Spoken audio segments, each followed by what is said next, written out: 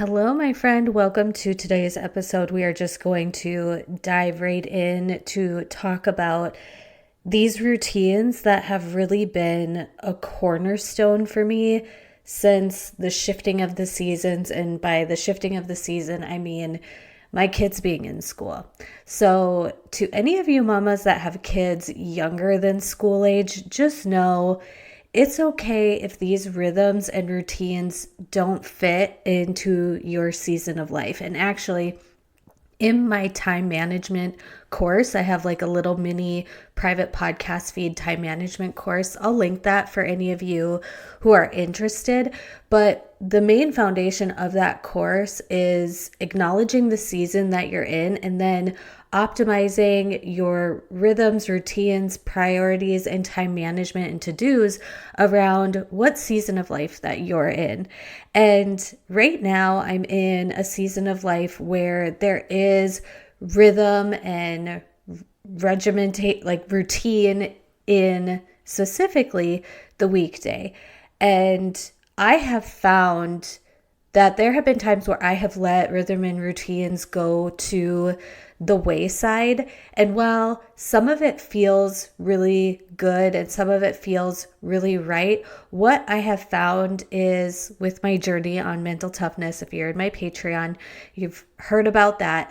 But rhythm, routine, dedication, and discipline does, in the long term, serve in mental strength, mental positivity. And when you are putting deposits into the buckets of keeping your word and doing what you say you're going to do and acting in alignment with something for the long term instead of something for the short term, it does lead to building self-confidence. So a lot of these routines have been a cornerstone of self-confidence. And when I start to feel my mental health slipping, I ground myself back into these routines. And I'm going to be talking about a couple of routines today. And I'm not saying you have to implement them all at once or that these are not going to be right for you. What I'm saying is I've now established these routines as really helpful and beneficial in my energy, in my productivity, in my mood, and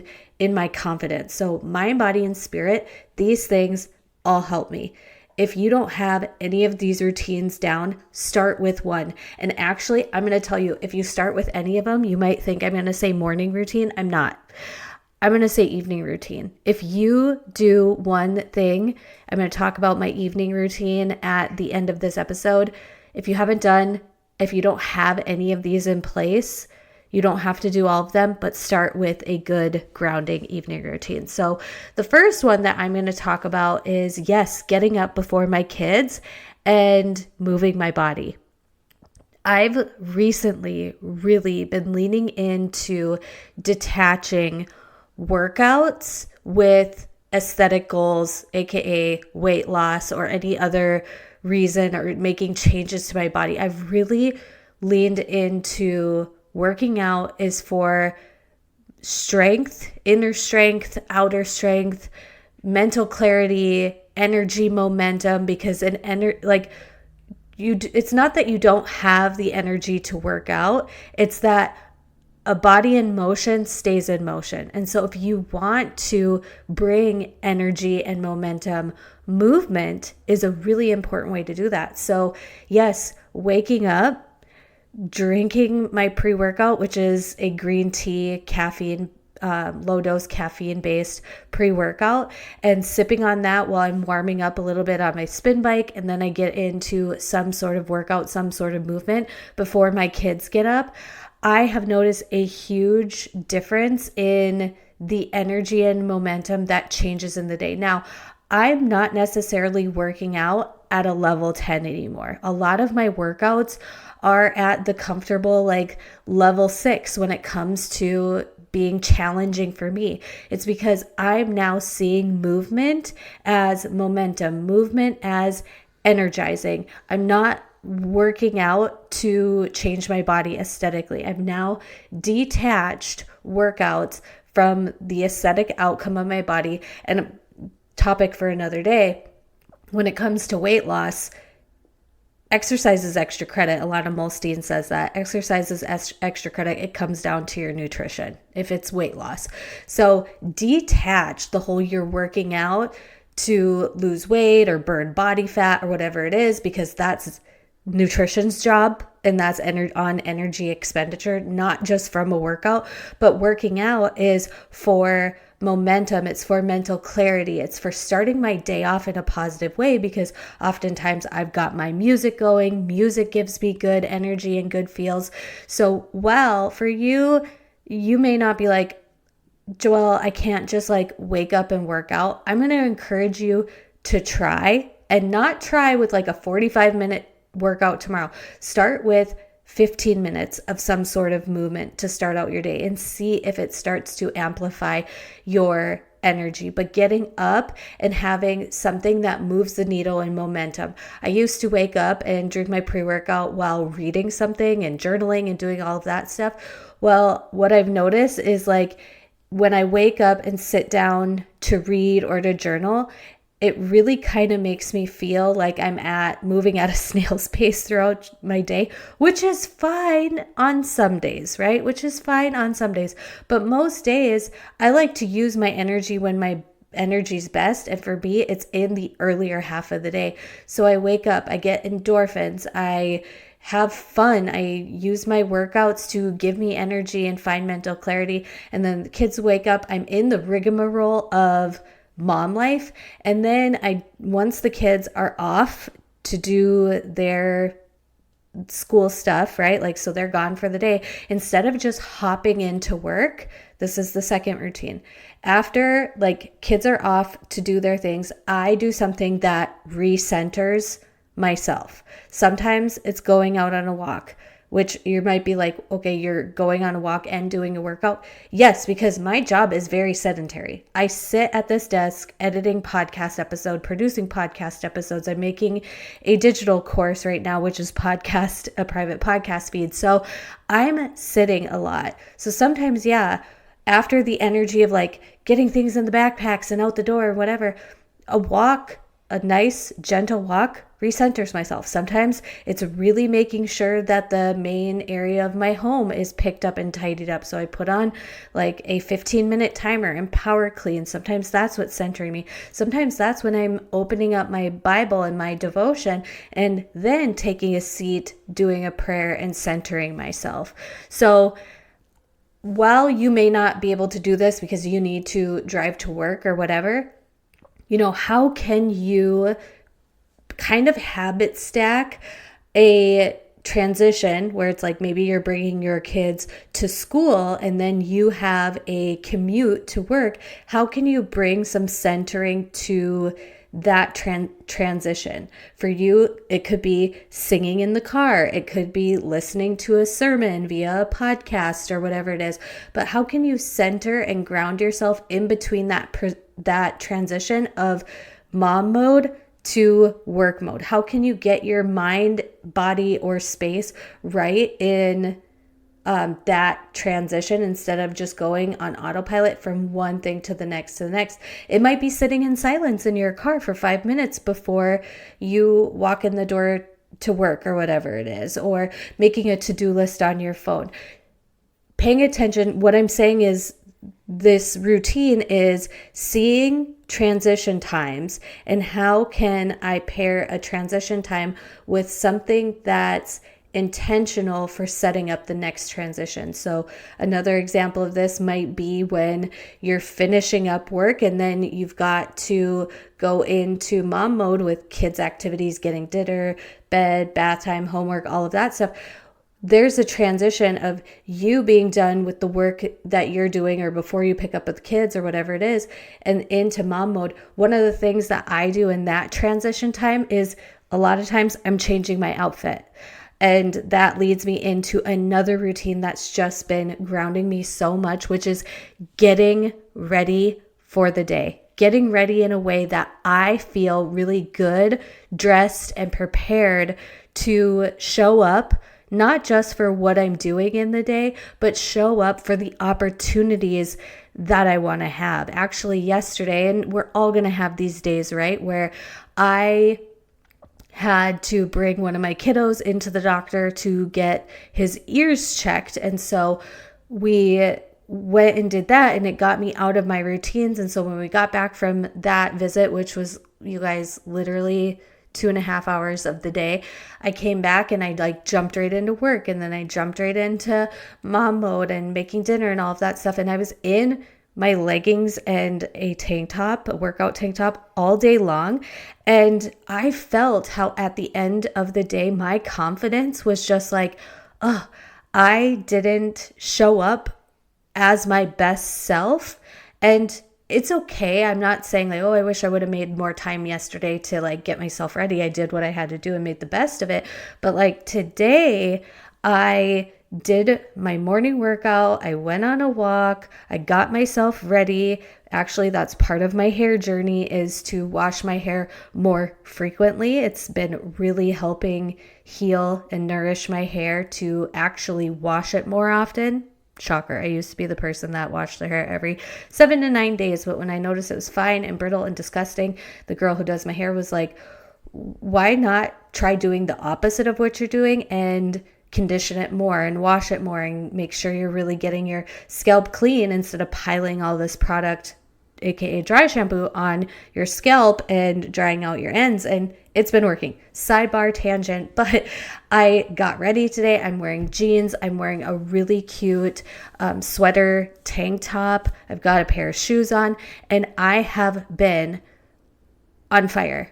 I'm on fire, and I have a call that's later today with somebody that I really respect and admire. And even though it's a call where we're going to be talking on the phone, so we're not even going to see each other, I know that my hair, my makeup, my clothing, I'm showing up as my best self today. And that energy and momentum has led me to doing better work, more efficient work, getting more inspired in my work. I've been on social media sharing in stories because I feel confident. So taking the time to get ready, while it may take you an extra 20 to 40 minutes in the morning, depending on, it is going to lead you to having just a better, well-rounded day. And I will honestly say, if I was in a situation where I had to choose between either my morning movement or getting ready for a work day, like if I had to be out of the house, I would probably pick getting ready.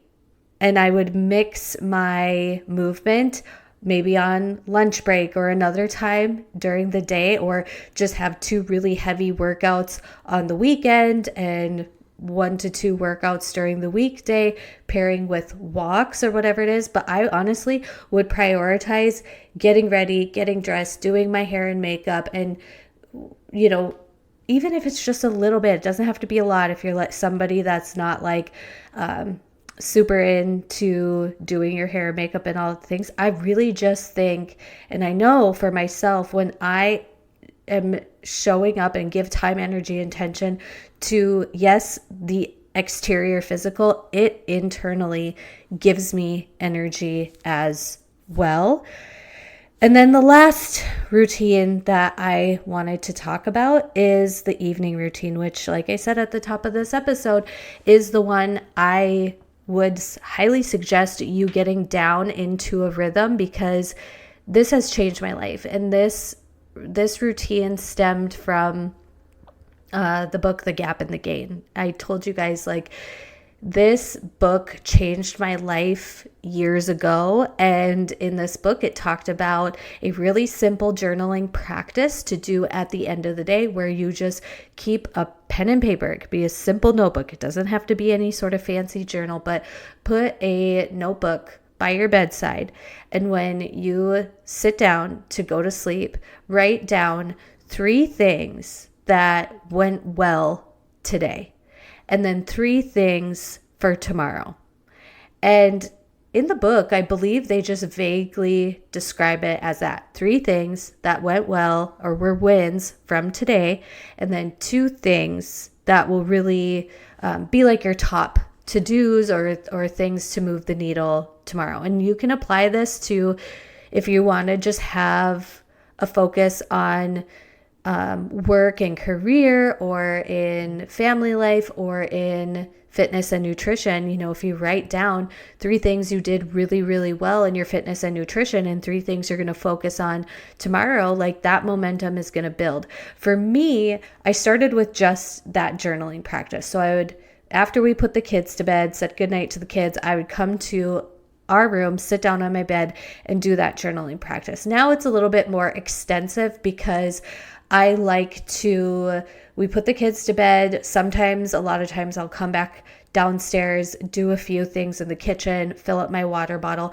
But when I'm going into my room to like relax for the evening, to wind down from the day, what I do is most days I take an evening shower, even if it's just super, super quick, or oftentimes I'm shaving my legs and everything in the evening.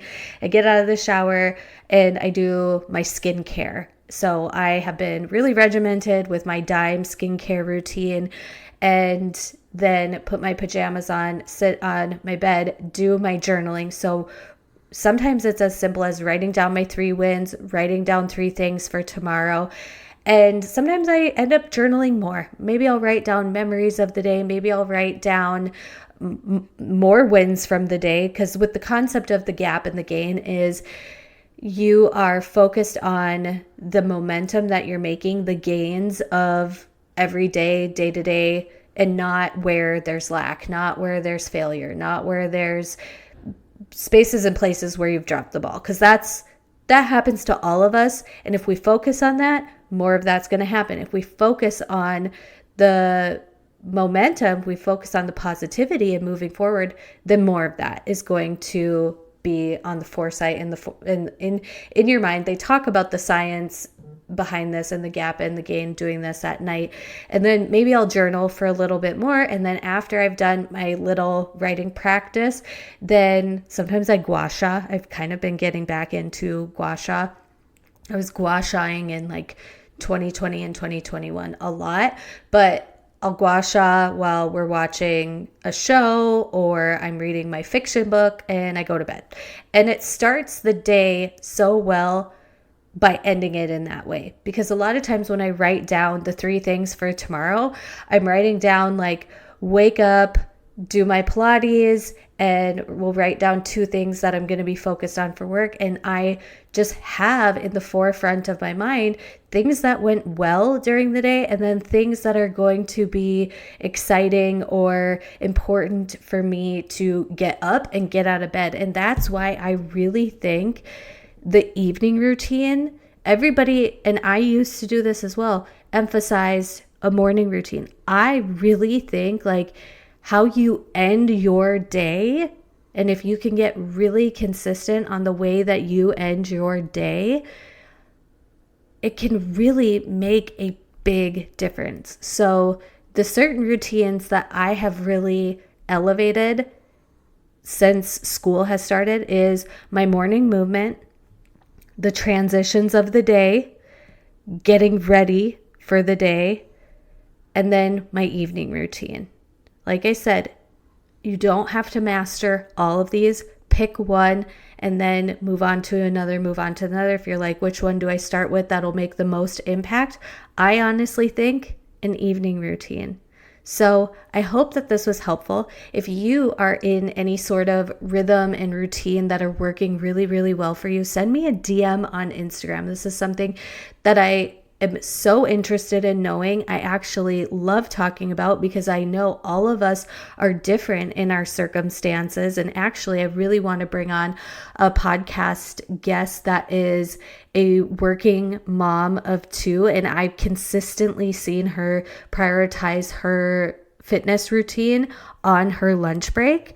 And while I know that's not realistic for everybody, I just am like, oh, you know what? She makes the most out of what works for her routine, and her priorities in the season of life that she is in her career and motherhood. And I just honor and respect that. So if any of you would actually like to be a guest on the show, also send me a DM. Why not? What would you like to talk about? What is something you would like to share with my audience? This is kind of a call out of like, I think it would be so cool to have some of you guys who are listeners come onto the show, be introduced to this amazing community. Don't forget to check out Patreon. That's where a lot of my mental toughness series and girl chats are going to be. Thanks for listening today, my friend, and I will talk to you next time. Bye. Thank you for listening to today's episode. If you loved what you heard or you want to share your favorite episode topics, please leave a rating and review. This helps the podcast growth and gives people an idea of what the podcast is all about. Something new and exciting that I wanted to share with you before we go is that we now have a Patreon page. This has replaced the Feminine Edge collective community in a cohesive place that is easier for me to manage and cheaper for you. If you are interested in our monthly classes, exclusive day in the life vlogs, Bible studies, community Q&A, and more, go to patreon.com/livingInSync and join for just $5 a month. Check out the show notes for any links or details of things referenced in today's episode, and I look forward to chatting with you in the next one.